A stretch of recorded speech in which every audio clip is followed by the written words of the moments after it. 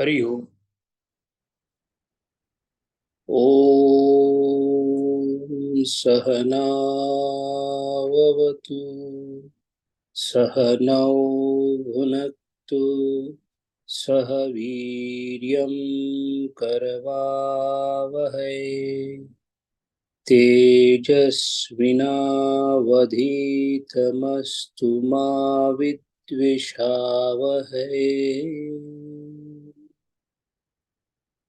ओम शांति शांति शांति। श्रुति स्मृति पुराणानाम् आलयं करुणालयम् नमामि भगवत्पादं शङ्करं लोकशङ्करम् शङ्करं शङ्कराचार्यं केशवं बादरायणम्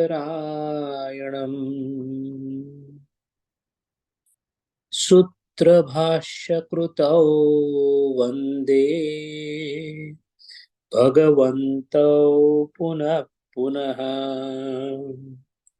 समस्तजनकल्याणे निरतं करुणामयम् नमामि चिन्मयं देवं सद्गुरुं ब्रह्मविद्वरम्। ॐ श्री चिन्मय सद्गुरवे नमः। हरि ओम।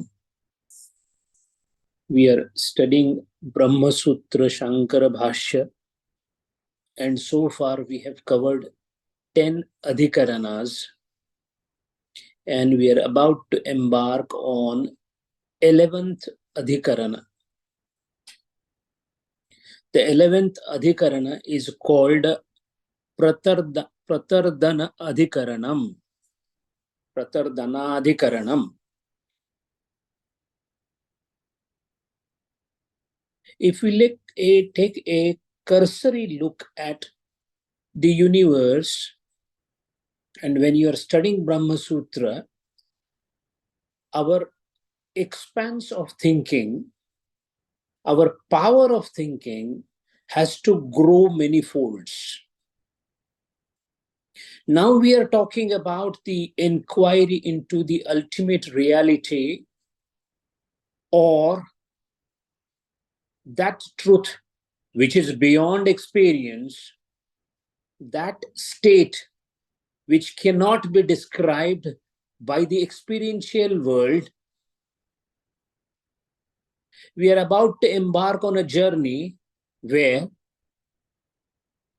with no means in our hand, knowing fully well that whatever means that we have at our hand, the highest of that being the buddhi, it's still completely inadequate to grapple with that particular truth. And yet, boldly, courageously, we embark upon that journey to know the ultimate truth. And we look, or we probe, we investigate that truth with the available instrument, that buddhi that we have with us.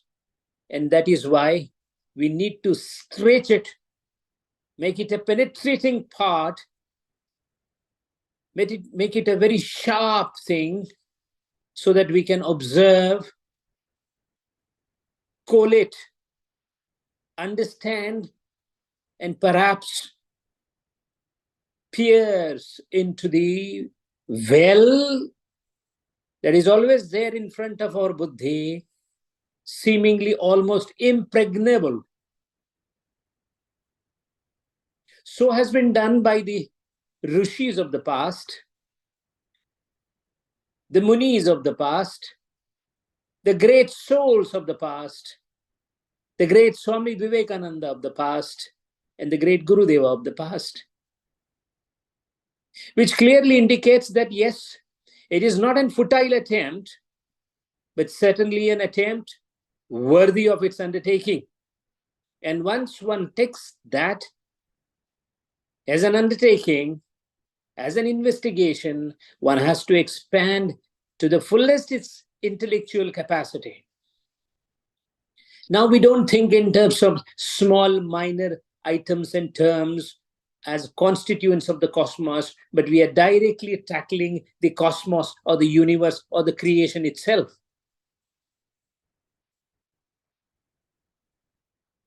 What is all this that we see surrounding us, including ourselves? A variety of plurality, absolute variety of things around me. Apparently, none seem to be matching with another. As the science tells us, there are no two men similar in appearance in spite of thousands of years of reproduction. No two thumb impressions can be same in billions of cases. There would be a very few percentage. What it means is, it looks like plurality, differences, separatedness seems to be the nature of this world, but it is enormously deceptive. That which appears so much as diversity and plurality, in fact, has a very, very common substratum of the mechanism for operation. That which appears different is not different when seen from another perspective. So the current perspective with which we look at the universe or the world of the creation needs to be replaced by the another perspective. And developing this another perspective is nothing else but precisely the inquiry into the nature of Brahma. Before knowing the nature of Brahma, before understanding the Brahma, it is important to know what looks like a creation to us, to understand the nature of the creation, the sthiti of the creation, what it is all about. And on a generalization, after enormous depth of thinking, the Rishis have told us that there is nothing in this world except the energy and the form. The science calls it as energy and the matter. But what is matter after all? Take a stone, for example. It is square in shape. It's a form. I precisely call it by the name stone simply because we all decided to call it a stone, or else it is nothing else but a square-pieced hard substance. And what it is made up of? I dissect it inside and I say it is made up of enormous amount of atoms, enormous amount of subatomic particles, and enormous amount of subatomic particles that have very, very, very, very meager mass, but enormous velocity. The whole thing is in a state of vibration, and that what vibrates is energy. Enormous amount of compacted energy, which apparently gives us a feel and a look of something which is solid and stationary as a stone, is actually, by physics, nothing else but enormous amount of vibrations that are happening inside. So to be very frank, when we call matter a matter, it is existing in this state of matter because my sense organs are able to perceive it only as a matter, not as an energy. It is not the nature of the matter, it is the limitation on the part of my sense organs to assess the energy that I call it a matter. Think about this. The very concept of matter energy is interconvertible, and no matter can be added, no energy can be added to the system or taken away from the system. We're talking about law of conservation of energy. It's something which was already known by the intuitive powers to the rishis, and that is why the Prashnopanishad is replete with the discussions of Rai and Prana, the energy and the matter. The energy, when it exists in the form of a form is nothing else but something that is perceptible to me as a human being. Perhaps the same form is not perceptible to some other animal, simply because it doesn't have the sense organ to perceive that particular form. Or there could be somebody who is superior enough to perceive the energy of that form and not the form of that form. So that what appears to me as matter may appear as energy to someone else, provided he has ability to perceive it in the way it is.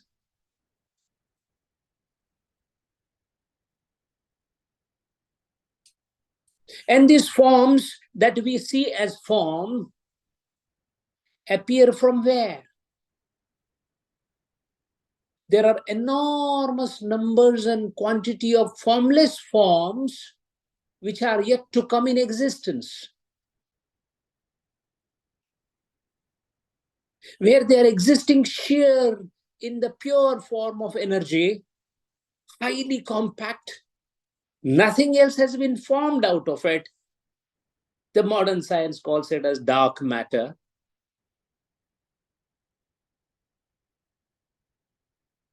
And what is the power of the dark matter?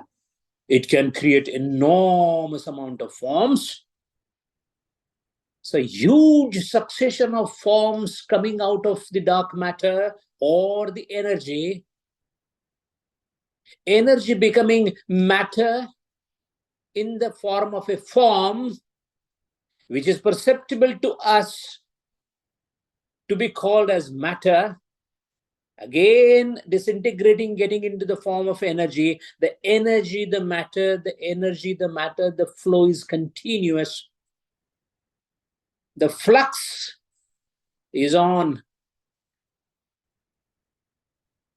When Rai and Prana are existing in this form everywhere, there are only two constituents of the universe, the Rai and the Prana. And the Prana being the conscious part, it makes it possible to have this world. The very substratum of the world, the very fact that I'm able to speak to you, you're able to listen to me, is nothing else but the effect of prana. No matter the prana may get specialized by functionality in a particular instrument like human body, where the pranas get subsequently divided into functional aspect of prana, vyana, apana, udana, and samana. We are not concerned with that. The essence is there is a prana everywhere. And if the prana doesn't take the shape of the ray, the creation is impossible. Because the very creation presupposes an instrument that utilizes the prana and functions with a specificity. And that's what the creation is all about. There is a matter that has 4 legs, 2 horns, 1 mouth, 1 digestive system, gets infused with the ray, gets infused with the prana. The Rai prana combination creates an animal. And not a dead animal, a functioning animal, because functionality again is the function of the prana that is pre-existing everywhere and now has gone into a particular form called animal, and the animal is now live and kicking. The entry of the prana into a form is the beginning of a life, and the exit of the prana from the life is the death of the life for those who perceive the rai and the prana in a limited manner of sense organs. For those who are able to watch the prana moving from the formless to the form, form to the formless, formless to the form, for them there is no life, there is no death. If the water enters from the Ganga into the bystanding channels, goes into a particular place, again moves forward, for the one who is sitting near the pond, he would say the water has come into the pond. But the one who is watching the river in its entirety, he will say there are just the tributaries. The water is moving aside and again coming back into the river and moving forward. The difference is in the vision. The difference is in the internal vision.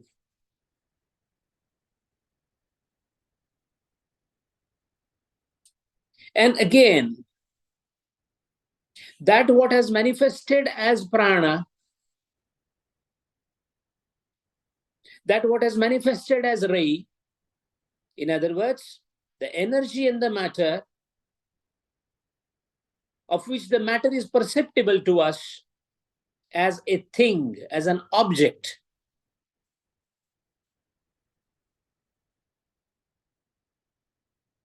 The question now is to know the nature of the prana.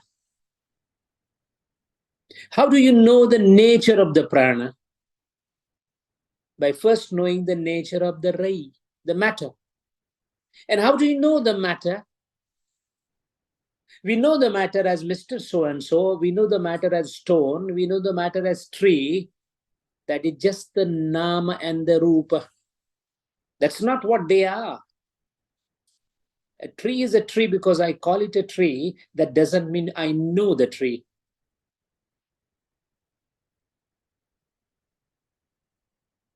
But the only precondition to know the nature of the matter is to be in possession of a superb intellect, which has enormous ability of concentration. And concentration is never possible unless the mind is pure. A pure crystal only can reflect all the light and give out a rainbow. In the similar manner, a mind can be, a buddhi can be of use to penetrate into the real nature of the matter, provided it is in its purest form. For those who have purified their hearts or the mind or the buddhi, which is called chitta shuddhi, such a chitta, such a antakarana, such a buddhi, such a mind is now ready to take the pilgrimage of penetrating into the matter to know the nature of the matter. And for that, any part of the matter is enough. Any part. There's no specificity required because all matter is same. So we pick up a matter which is little dear to us because it has to have a form. What is dear to me is a form which has got 4 hands and a beautiful crown on the head.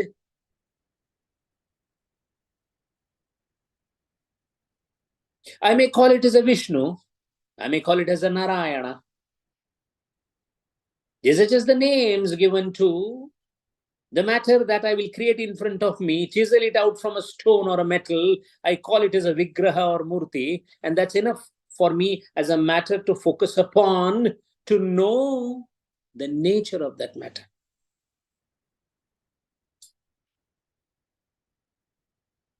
And to know something is to penetrate into the object and become that object.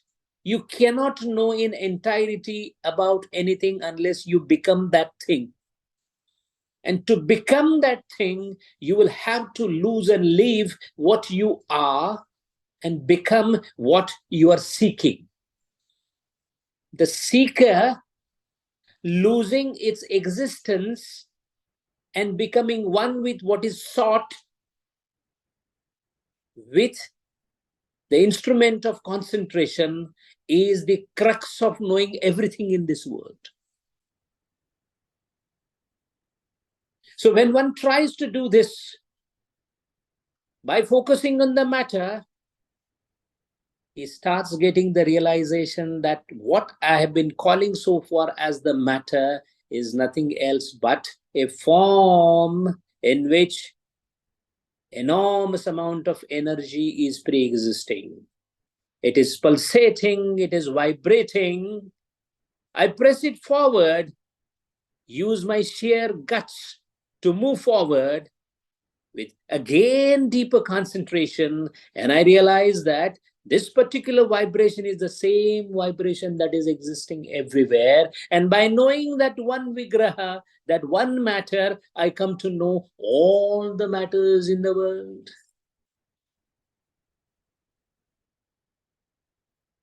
When I know all the matters in the world, I automatically come to the next step of knowing that the matter itself is nothing else but the form that is taken by the energy.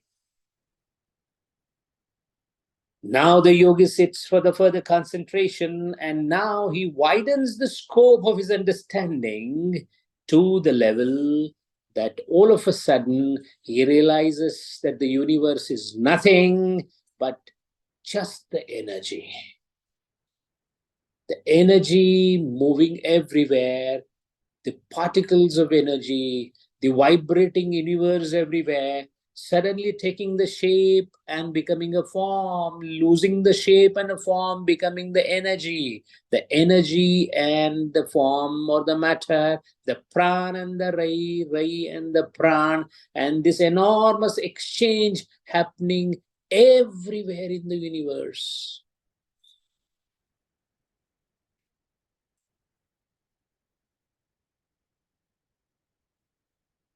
The plurality is lost.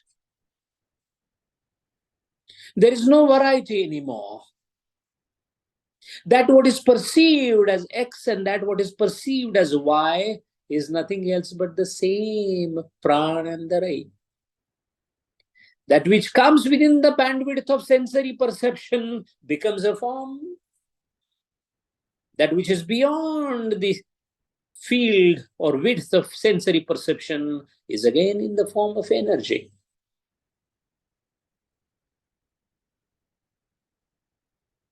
When all that is gross in this world or the form in this world, I start penetrating into the forms, into the matter, I end up knowing the entire gross matter of the universe. And the entire gross matter of the universe, when I come to know, I have reached a stage called Vaishvanara Vidya. This is Vaishvanara Vidya. When I get into the subtlety of everything and the energy form, and I come to know at the universal level, in its entirety, the subtle form or the energy, I come to know the Hiranya Garbha Vidya. And since energy controls the whole universe, an individual or a particulate thing knows about itself because of the mind.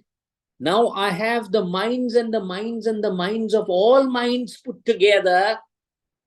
I come to know about the entire universe because I am a universal mind now. I become the sum total of energy I become the sum total of minds of all.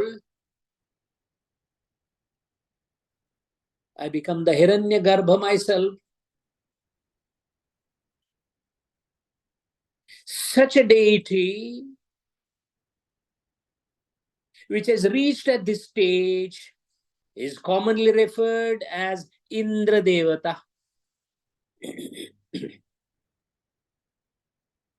And such an Indra Devata, because the individual soul that was exalted to the level of Indra now knows about the entire operations of the whole universe, of the cosmos, as energy and matter, and how they convert into each other, which itself means knowing the entire universe. The details do not matter. The plurality do not matter, because universality is now in the hands. Such a God, and he's called God, Deva, because he's enlightened. The one who is enlightened, Devi, is Deva. All the Deva are nothing else but the enlightened, exalted souls who have understood these details, one of them prominently being called as Indra Devata. And with so much of background about that Indra Devata, in Upanishad, such an Indra Devata, because he has mastered the entire universe, he does not stay into the common loka or the Prithvi loka, because this is limited experience of the energy and the matter. While now he is sitting at unlimited experience of energy and matter. A limited experience of energy and matter loka is Prithvi loka. An unlimited experience of energy and matter is Swargaloka. So such an exalted soul, meaning the one who has moved from the earthly abode, limited experience, to heavenly abode or unlimited experience, because of its superiority in understanding the interplay of prana and rai, or energy and matter.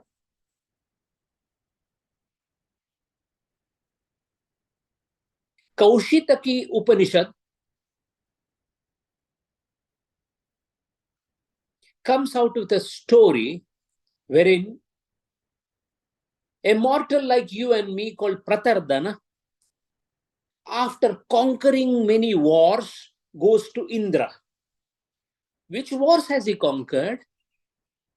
By Vachyartha, maybe with another king, but Lakshanartha, he conquered his buddhi, conquered all the pluralities, and by sheer dint of courage, dhiraha, dhiram rati grunnati iti dhiraha, the one who has controlled the senses is the Ucha Dhira, as they call it in Upanishads. Repetitively, the word Dhira comes in many Upanishads. This Dhira, courageous person, because he has exalted himself in the Prithvi Loka by sheer dint of his tapasya, austerity, in order to conquer the pluralities and go towards the universality, now is sitting apropos across the Indra, and then we call it as Indra Prasanna Hue. Indra is happy. And any happy person says, ask me for a boon. So the Indra, who is the epitome of exalted soul who stays in heaven, is another exalted soul who has conquered the plurality and mastered the art of prana and rahi and understood it in its entirety. To him, Indra is asking Pratardana, Pratardana, you have been a warrior of a great merit, and now you have reached me in the heaven, because you have left the experiential state of the earth and you have come to the experiential state of Swarga, where I'm sitting as a king. My name is Indra. I am asking you to ask for a boon. I shall give it to you. Why? Because you have conquered the war. You are a victorious person. You are a Dhira. And Pratardana asks a question, and he asks a question in a very peculiar manner. He says, "No, Lord, I will not ask for a boon. I am asking you to give me a boon which you think is the highest for the mankind." That is the beginning of this particular adhikarana. So this is called Pratardana Adhikarana, because Pratardana is the hero of this particular adhikarana, whose first mantra, sutra, goes as Pranasthata Anugamat. Pran is Brahma, that being understood from the connected passage referring to Pran. What it means is, wherever in Upanishada the word Pran is coming, it is referring to Brahma only, not to the Pran that we are normally accustomed to. Pratardana, after achieving the success in the war, has reached the Indra's palace. The Indra has asked him to ask for a boon. And Pratardana says, "Give me the boon which is the most highest and useful, beneficial for the humanity itself." And Indra replies, "Sahovacha pranaha asmi."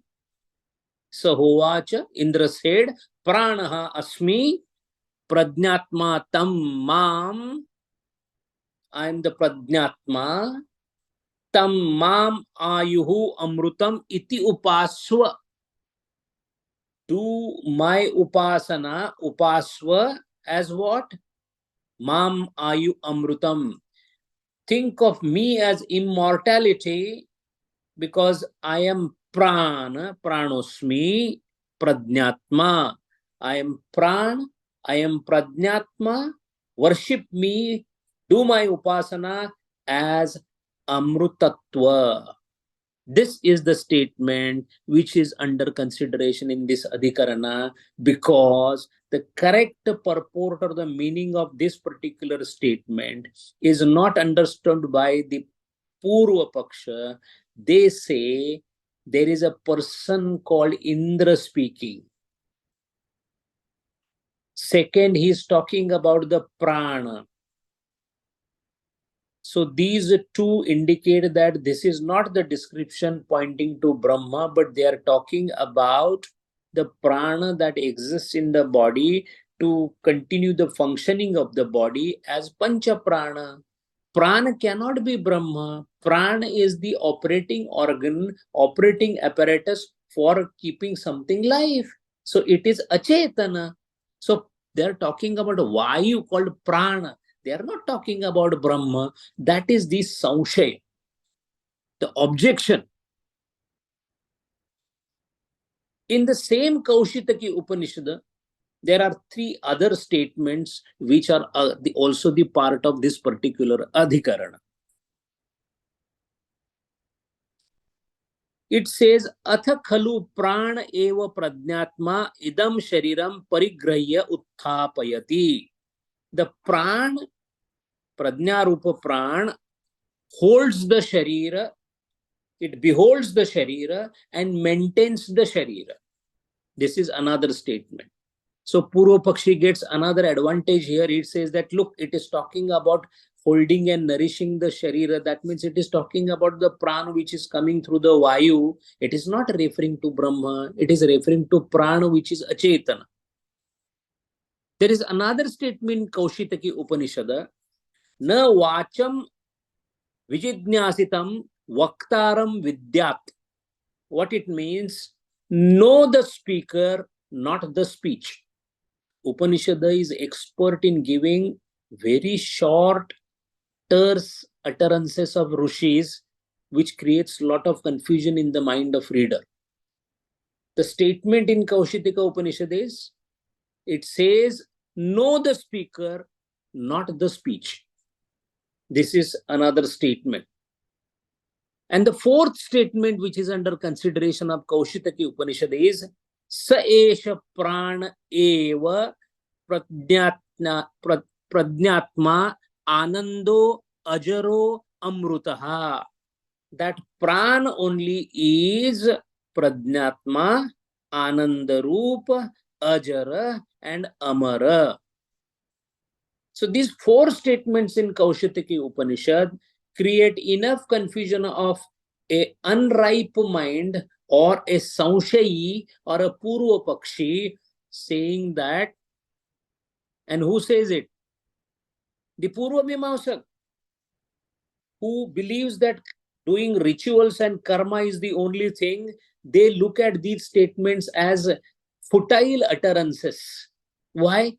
They say that, look, they are talking about not Brahma, they are talking about Vayu called Prana. Why are you exalting Prana to the level of Brahma? Samshaya is, what is the Samshaya now here? Doubt. Kim iha Prana Shabdena, here by word Prana, Vayu Matra Abhidiyate. Are they talking about the Vayu that we take for Prashvasa Uchchavasa? Or Ut Devatatma? Are they talking about some exalted soul who has mastered the pranas? Ut Jivaha Athva Parabrahma iti? Or is it referring to the Parabrahma? That means the doubt is whether the word prana is referring to Vayu, which is used for respiration, or Devatatma. Devatatma means one who has exalted himself in controlling the prana. So Pranadhipati, Deva, or Parabrahma. In analogy, if you want to see, suppose somebody is saying that somebody is an authorized person. The authorized person meaning, is he referring to the Gram Sevak? Or is he referring to the chief minister? Or is he referring to the prime minister? Here, Gram Sevak is Jiva. Chief minister is Deva. And prime minister is Brahma. These are the levels of exalted souls. Parabrahma being the ultimate truth or reality. So this indication, all utterances of Kaushitaki Brahmana or Upanishad referring to these four statements, do they refer to Prana as Brahma or not, is the subject of discussion for this particular Adhikarana. Why it is important? What difference does it make? It refers to Brahma or it doesn't refer to Brahma? It does make difference because theory of relativity is going to be in the syllabus or not for the post-graduation in physics does make a difference for the student who is appearing in post-graduation. It will not make any difference for the second standard student because it is beyond its scope. That being the reason, for us, we feel that why there is so much discussion about this prana and as Brahma or not Brahma, because Upanishad is the definitive method of reaching Brahma. And emphatically so, there is no other method to reach the Brahma or know the reality, irrespective of the covering that you may have of any religion. In fact, if there is only one way to reach to the top, you may call it by any name, but you will have to take that route only to reach to the top. That is why another 100 religions may be formed and born, but no religion can ever come out with anything different. As far as the path is concerned, the methodology can be different. Point A to point B is the journey. This is a substance, this is a principle that cannot be changed. One may reach by walking, one may reach by running, one may reach by the horse. These are the methodologies of reaching. But reaching itself to the destination and the delineation of the destination is for sure only one, cannot be changed. You need water to quench the thirst. Now, it doesn't matter whether you call it agua pura, water, jal, pani, doesn't make any difference, because if it doesn't quench the thirst, it is not the water. That is why now comes the question for those souls who have progressed in the art of sadhana, who have completed their chitta shuddhi and are now seriously trying to find out what precisely I should be doing now for the final ascent. This was the question with which Gurudeva went to Tapovan Maharaj. This was the question he was every day writing on the side of a note when Tapovan Maharaj was teaching, because he was trying to understand next sadhana. And when understood, he sat for the upasana and reached where he had to reach. So from the upasana standpoint, whether I should be doing pranopasana or not depends upon whether pran is referred for the Brahma or not. If a pran is taken as Vayu and done upasana on that, you shall master the Vayu and master the functioning of the Vayu. So a Hatha Yogi may hold his breath for a time immemorial. His pulse might stop because he has controlled the prana. Controlling prana is when prana is referred as Vayu and the sadhana is done, you get the phalam according to that.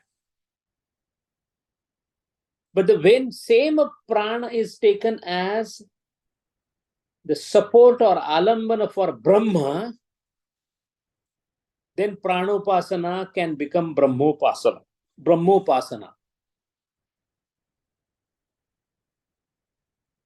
That is why if you take a sword in the hand and use the rear end of the sword to kill something, it might, because of impact, kill a small insect, but that is not what the sword is meant for. The other end of the sword, which is sharp, is used for slaying something. So same instrument is used in two different manners, depending upon which way you want to use it, what purpose you want to use it. Similarly, pranopasana can lead to Hiranyagarbhopasana, Vaishwanar Vidya, or further steps to lead towards the ultimate reality or the Brahmadhyana. So what is the objection by the Purva Paksha? The Indra said, know me only. To the Pratardhana, Indra said, know me only and worship me as a Upasya Devata, as Amruta. Worship me as an immortal. That means here the Pran is referring to Devata Atma. And Devata Atma is not Brahma.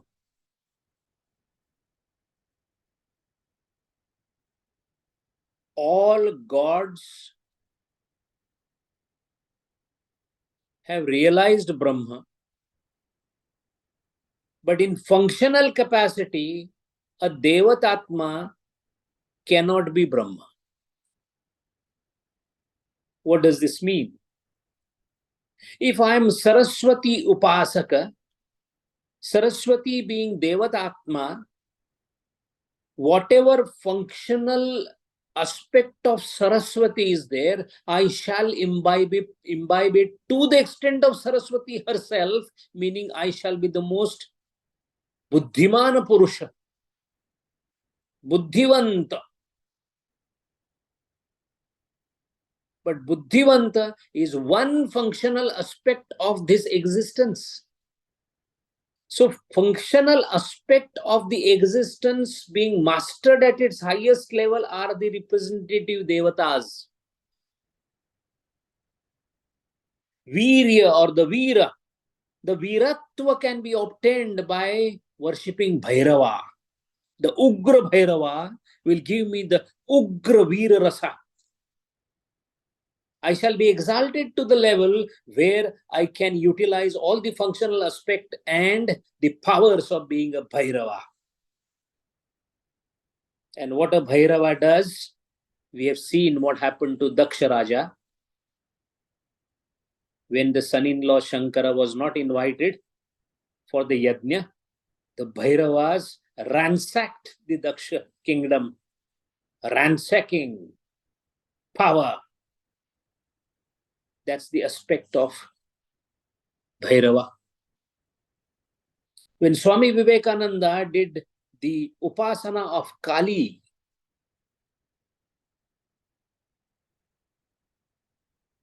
so overawed with the Kali he was that he went into Kali to an extent that at that time, being in Kashmir, when he was not well and he was sick, in the sick and ill condition, he used to call the pain, Vedana, pain as Kali. Illness, Kali. Death, Kali. Darkness, Kali. The destructive potential power is a functional aspect of Kali. So overwhelmed he was by the Kali that he has actually mentioned that he was seeing her presence everywhere, to the extent that he cursed himself and explained it to Bhagini Nivedita on a houseboat that I am not able to even sleep because my sleep is being taken away by Kali. 24/7 I am thinking of Kali. And in that state, he has written the poem Kali the Mother. Just reading the poem realizes what he was, at which level he was. This is called the identification of one's exalted soul with the functional aspect called Devata.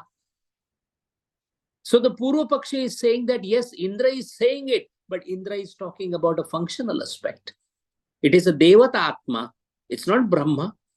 Second, Kaushitaki Upanishad has said, Shariram parigrahya utthapayati.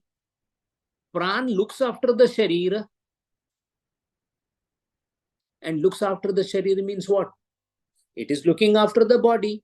That means it is maintaining and preserving the body, the life in the body. And that what preserves the life in the body is nothing else but the prana vayu. It is a vayu. Vayu is nothing else but one of the Panchamahabhuta. How it can be Brahma? Second objection. Third, Upanishad already says, Na vacham vijidnyasitam vaktaram vidyat. Know the speaker, not the speech. This statement means attend to the speaker, not to the speech. And speaker means whom? The one who speaks. One who speaks is a jiva. Brahma never speaks. So it is clear, according to Purva Paksha, it is clear that references of this particular Upanishada, whatever we see as prana, is relating to the prana vayu and not prana as a Brahma. This can create a confusion in the mind of a sadhaka of an exalted level when he wants to do the upasana. Because the one who has mastered the pranavayu, what is the next sadhana for him? The next sadhana is taking prana as a Brahma. That is why the Siddhanta Paksha is coming. Shankaracharya is coming and defending that here the reference of prana is a Brahma, because first is Pratardan asked for a boon. And what boon did he ask? Tvameva me varam rushniva yam tvam manushaya hitatama manyate. Give me a boon which is highest for the mankind. What can be highest for the mankind? Can pranavayu and mastering the pranavayu? No. The highest boon for mankind is only one, because there is only one highest, and that is to know Brahma. Brahmavid. To become Brahmavid, to know the ultimate truth, to know the consciousness, to know the Brahma is the only ultimate objective, or the highest objective, or hitatama, highest beneficial thing for mankind. When he has asked for a boon of that kind, how can you say that prana is referring to pranavayu? It must be referring to Brahma. Siddhanta Paksha counter argument number one. Second, it is stated in Kaushitaki Upanishad itself, because you took 4 statements from Kaushitaki Upanishad. Shankaracharya says, take the 5th one. Sayo mam veda nah vai tasya kena chena karmana loko miyate nastena na bhrunhatyaya. It's a very important statement for us also to understand, and it will clear some of the doubts which we have been carrying or they are lingering in the mind for a long time. We do see that there are many stories. Narkasura Vadha, Hiranyakashyapu Vadha. Our gods have come and killed many things. Animals, men, kingdoms. Krishna, Bhagavan Krishna, although Sarathi, was he not indirectly responsible for killing so many people in Mahabharata? All those Rishis, all those Pandavas and Kauravas, some of the people of the Kaurava Pandava members clan were even Jivan Mukta, but they were in the war. We also see a Rishi like Durvasa. He would give sharp and kill anybody and burn anybody. How can a person who is a Jivan Mukta, who is supposed to be compassionate, kill? How himsa can happen from his hands? But under Shraddha, we say, no, it's okay. It's not okay. There is an explanation for it. Why is it that the most heinous acts, which are called heinous, which are completely adharmic act in the Veda, are done by the Devatatma, and yet they do not get the sin out of it? How it can happen? All right, Putana Dasi wanted to smother Bhagavan Balakrishna, but Krishna ultimately what he did? He sucked her breast away and she was killed, whatever. Jarasandha was literally split. Is it not a violence by Bhima? No, but Jarasandha had done lots of wrong things, so that's why. But who gave the right? Where do you have the line of difference between a himsa and ahimsa? It's a major topic of confusion in the mind. Even to Swami Vivekananda, this question was asked. It was asked in a place called Almora. And the question was, Swamiji, if the weak person is troubled by a very strong person, is it better to go away from that place by the weak person, or what he should do? Swamiji said weak person should get up and thrash the powerful one as much as possible. Then immediately the next question was asked, but Swamiji, if that happens with you, what will you do? Swamiji said, for the Grahastha Ashrami, he has to defend himself by attacking, if he has to defend himself. For a sannyasi, even such a defense is not allowed. So it depends on your ashram. This is for those who have not realized the Brahma. What about those who have realized the Brahma and they are still in this particular planet? Gurudeva, when he was doing Jnana Yajna and moving around, going around everywhere, was he not responsible for killing maybe some germs, etc.? Ramakrishna Paramahansa told one of his disciples, come here, there are a lot of cockroaches, take it out and kill them. Oh, how can Ramakrishna Paramahansa ask to kill a cockroach? It's a jiva. How can you do himsa? All that answer lies in this particular mantra of Kaushitaki Upanishad. It says, Sayoho, Sayaha, the one, Mam Veda, understands me, Naha Vai Tasya Kenachan Karmana. His any act, Loko Miyate, Na Steyena, Na Bhrunhatyaya. Even if he does an infanticide, kills a small child, or does a theft. It would very rarely happen that a Brahmavid will do a stealing, but Bhagwan Sri Krishna did the stealing of butter. It was a stealing. Makhan chor. Nastena na brunatya kenachana karmana loko miyate. The one who knows me does not even get the sin of theft or infanticide. What it means is, every Brahmavid is above the karma. That being the case,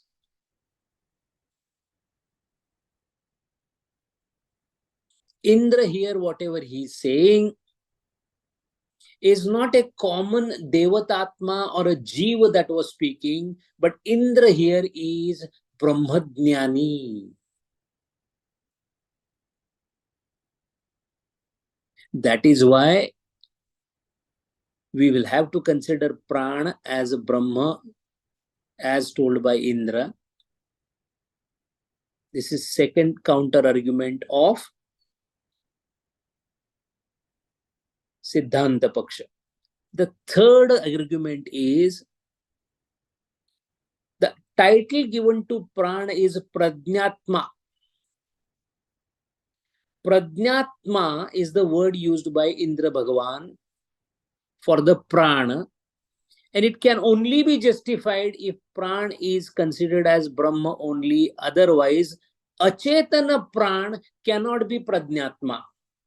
If it is referring to the Vayu, Vayu is Achetan. Achetan cannot be Prajnatma. Prajnatma means consciousness, exhibited consciousness. Exhibited consciousness, the consciousness that has functionally appeared, is nothing else but the consciousness only. It cannot be Achetana, it has to be Chetana, conscious. So Prajnatma being the word used along with the Prana, the reference of Prana here is to Brahma only.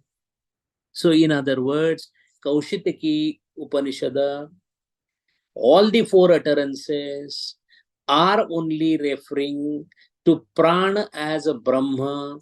So the boon that was given by Indra to Pratardhana, saying that Pranosmi, is actually Brahmosmi.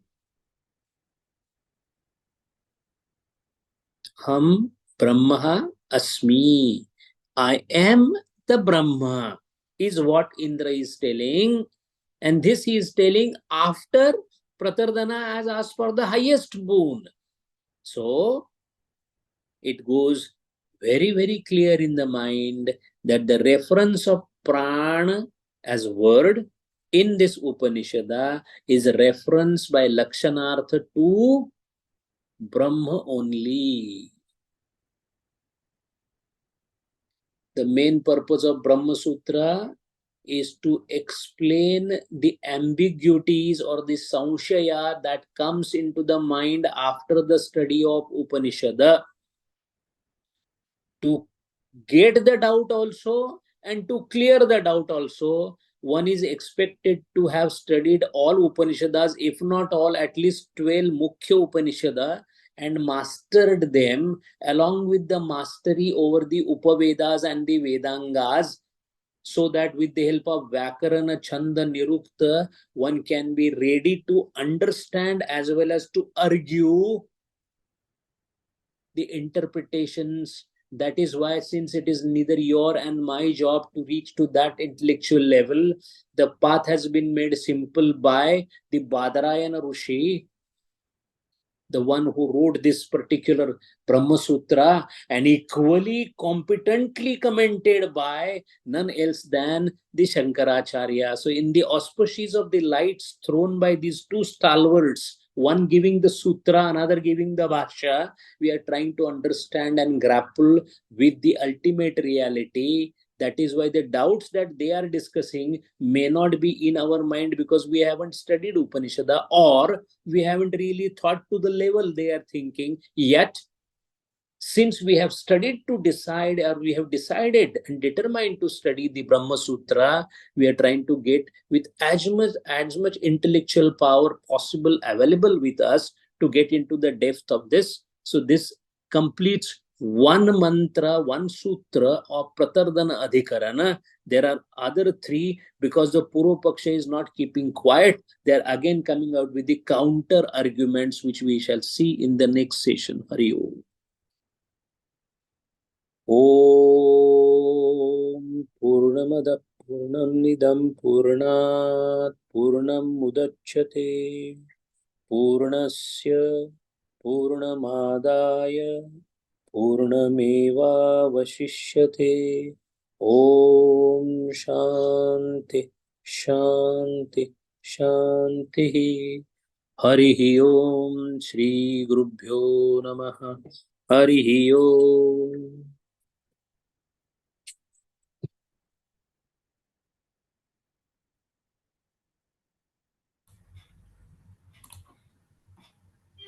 Sanjay ji, some portions of Bhagavad Gita is very much matching to the Brahma Sutra. Uh, One sutra I have just noticed, Aham Vaishwanaro Bhutva Praninam Deham Ashridaha Pranapana Samayuktaha Pajamyanam Chadurvidam. That is okay. Now you are talking about talking about some physics, like atom, subatomic particles, and all. In the atom itself, if you are thinking on the physics side, there are three elements, which is neutron, proton, and nucleus. This electron. Neutron and proton are revolving. It is always moving. It never stops. Whereas nucleus is stagnant. It is still.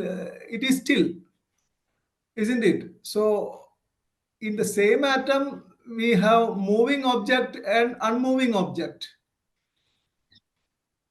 No, it is not so. What is important is the electron is the one which is moving.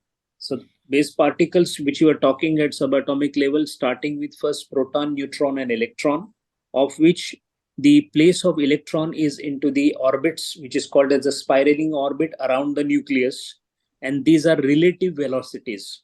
So when we talk about the subatomic particle, none of the subatomic particles are stationary. All of them are in motion. Only the relative motion of theirs is not same as of everyone. And that being the case, again, when we go to the further smaller level, at quark level, when we are entering from the nuclear physics, when we enter into what is called as quantum physics, at that time we are talking about what is called as quanta. Quanta is nothing else but a packet of energy. The packet of energy either in motion. That is why so far the history has always, or science has always believed that light is a ray. It was only when it was realized that no, it is not a ray, it is basically packed energy coming in this package is called photons. Photons is nothing else but the packed, but since it comes in the continuity, it is realized as a ray. So that is why movement in the form of enormous velocity in the form of vibration, because it is supposed to have the crest and trough if it is plotted in the form of frequency. So that being the reason, at all subatomic particles, movement is something which is embedded into it. Relative velocities may differ. That is why there are even particles which are moving in opposite directions. So that is when we are talking about the positively charged electron, which is called as positron. That is the detailing. If we all require, then maybe we can have one session of relationship between the spiritual Hindu science and the quantum physics. It's a subject by itself. We can have one session on that. But yes, everything, whatever is subatomic at that level, movement and vibration are the only things. So high is the velocity that even we cannot locate a subatomic particle at a particular position. So that is where, this Schrodinger's equation and the law of improbability, etc., comes into the picture. So that is why energy, when it is in the form of energy, it cannot be something that is stationary. The point is, when energy becomes a particle, and when particle becomes an energy, in other words, when prana becomes rai and rai becomes pran, it happens at a subtle level at certain speeds. That's what precisely the whole research is now focused on. One, and second, a particular matter and energy happening at a particular point in space can have repercussions at billions of light years away. Somewhere the impact can be seen. So the cause and effect of what is happening here can have effect billions of light years away, which is also again a part of quantum physics, which if at all we are interested, we can have a separate session on that. Hari Om. Thank you. Yeah, one more question: is there any constituent that gives the particular that draws a law for giving a particular shape to an object? So one stone is seen as a stone. What is that law which gives uh, the shape to the stone? Is there anything is mentioned like that? No, the shape that it takes, or how the energy will come into a form and which form it will take, is completely unpredictable, because it is Prakriti's exclusive right. Okay. By the help of three gunas, now we are moving to Sankhya Tattvajnana. Prakriti or Pradhana, with the help of three gunas, has in its repertoire shapes and sizes, forms which are beyond even the imagination of a common mortal. That is because ideation is nothing else but the power of Prakriti. So there is no specific rule, but the rule that is applied by the Prakriti is depending upon which karma phala is to be taken by that particular entity, suitable shape is given by the Prakriti to that jiva. So which form will come depends upon the karma phala of that jiva. So the karma phala of that jiva, supposing that I have in my karma phalam a reward to eat ice cream, then that ice cream will be coming in a conical shape. The conical shape is formed by the Prakriti because it is in my karma phala to have that particular achetana thing as an object of bhog. So this is the only rule or the law that applies. Hari Om. Okay, then one more question I will ask and conclude. So our Gautama Muni's wife Ahalya, she was actually innocent. Still, she got the shape of a stone for long years. Does it apply here? Yes, it is again nothing else but the conversion. If you realize that our rishis used to give curse that bhasmasar, how do you convert something into ashes? It is just the conversion of energy into matter, matter into energy, which they were master of. So it was possible. So all the Puranas, why they are considered even as a Shastra, although it is considered, it has got lots of stories which are really absolutely humbug, as that's what normally people feel, but they are not. If probe into and leave the Arthavad aside and probe into it, we realize that those powers were there. So that is why Bhagwan Shri Ram had the power to reverse it. So Okay, the Ahilya again became Ahilya. thank you, thank you. Yeah, thank you.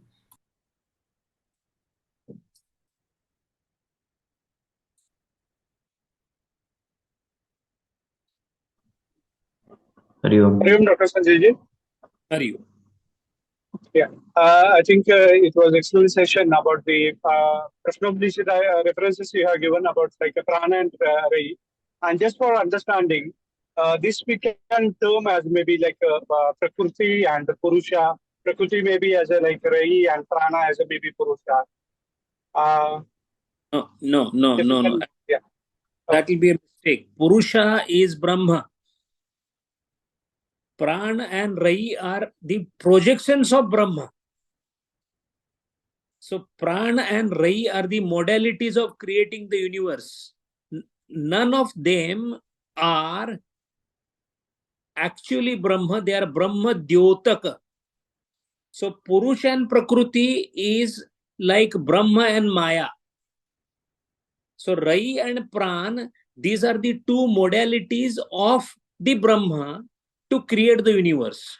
So what is a sun ray? Sun ray is a modality of sun to give the light. Sun ray is not sun. Sun ray is a modality of the sun to give light. So sun ray cannot be sun. Similarly, Pran and Rai are the modalities to create the universe, but they are not the Brahma because they are the modalities of Brahma to create the universe. Hari. And just one more thing, when we in new temples, they are bringing the idols and all, and they do like as a prana pratishtha. So what exactly? I mean, it is done. So it is something like the body, and we are like making avahana of the particular thing. The prana, when as we just now saw, since it is the cosmic energy, if we are able to deliver or bring or invite the cosmic energy and institute into that particular vigraha or murti, then that murti itself being the epitome of cosmic energy, that shall continue to influence the people or those who are in the vicinity of that particular vigraha. That is the reason why, sir, in spite of so many years, a very rare mountain somewhere in Andhra Pradesh called Balaji Tirupati is visited by people all over India. Why is it not that every temple gets that status? Because Vigraha there has been instituted with the Prana Pratisthapana by none else than the Vaikhanas Rishi of yesteryears. So the Rishis have that Tanmatra implanted there, which is calling the prana or the cosmic energy into a vigraha. There is a process of calling that, it is called nyasa. So the prana pratisthapana done by such rishis then gives enormous importance. That is why Pandharpur Vithala is unparalleled. There are so many Vitthal Mandiras, not Pandharpur Vithala. Hari Om.